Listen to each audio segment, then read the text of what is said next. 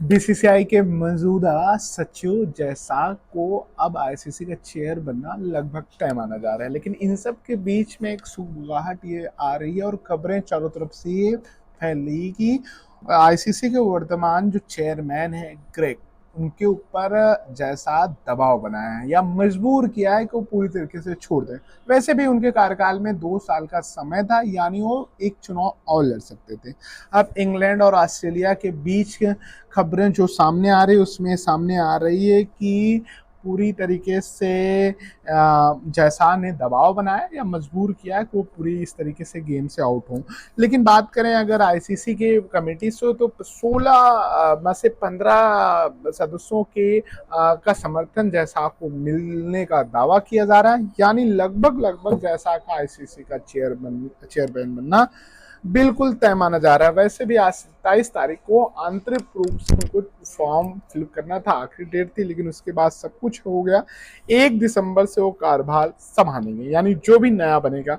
लेकिन अब इसमें सुनील गावस्कर ने जैसा के समर्थन में उन्होंने उतरा है। उतरने का कारण है कि जैसा के आईसीसी चेयरमैन बनने पर इंग्लैंड और ऑस्ट्रेलिया के मीडिया में अलग अलग रिपोर्ट आ रही है कि वर्तमान चेयरमैन के कार्यकाल बचे हुए हैं, वो दोबारा चुनाव लड़ सकते हैं, लेकिन जैसा ने उसे मजबूर किया। इस पे उन्होंने एक तीखी टिप्पणी करते हुए कहा है कि जैसा बिल्कुल ऐसा नहीं कर रहे हैं और इंग्लैंड ऑस्ट्रेलिया की ऐसी फितरत रहती है।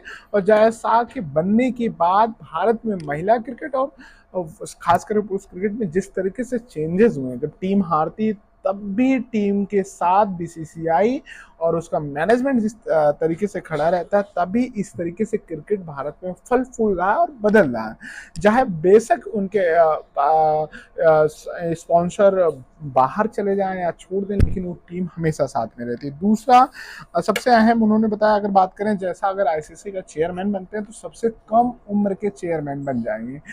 उनकी उम्र मात्र 35 ईयर्स हो की। साथ में अगर बात करें इससे पहले बात करें जगमोहन डालमिया, शरद पवार, एन श्रीनिवास, शशांक मनोहर जैसे भारतीय इस कुर्सी पे काबिज हुए और उन्होंने जिम्मेदारी निभाई। लेकिन जैसा कि बनने के बाद कितना कुछ बदलेगा ये तो आने वाला पल बताएगा। लेकिन जिस तरीके से मीडिया में रिपोर्ट आ रहे हैं, उस लिहाज से सब कुछ यही माना जा रहा है। अब सुनील गावस्कर ने क्या कहा, उन्होंने अपने कॉलम में क्या कहा है, वो मैं आपको पढ़ के सुना देता हूँ। जब उनसे इस बारे में सवाल किया गया तो उन्होंने कहा ओल्ड पावर्स के प्रतिनिधि क्या कर रहे हैं, तो उन्हें अचानक यह ख्याल आया कि यदि वास्तव में ग्रेग को तीसरा कार्यकाल नहीं लेने के लिए मजबूर किया तो आईसीसी में उनके अपने प्रतिनिधिक बैठक में क्या कर रहे थे, उनके आपत्ति के सुर कहाँ थे।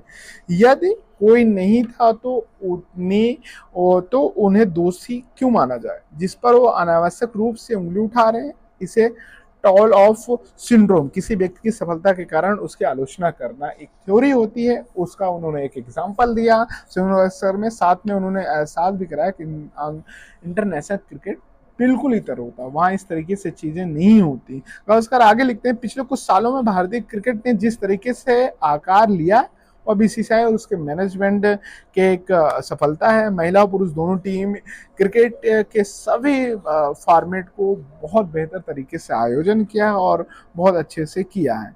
आपको क्या लगता है, वाकई में क्या जैसा वर्तमान आईसीसी के चेयरमैन ग्रेग के ऊपर उन्होंने मजबूर किया कि वो अपना तीसरा कार्यकाल ना रिपीट करें, या ये भारत के लिए एक अच्छी जीत और एक क्रिकेट के लिहाज से बहुत अच्छा होने जा रहा है कि आईसीसी का चेयरमैन बन जाएंगे 6 साल?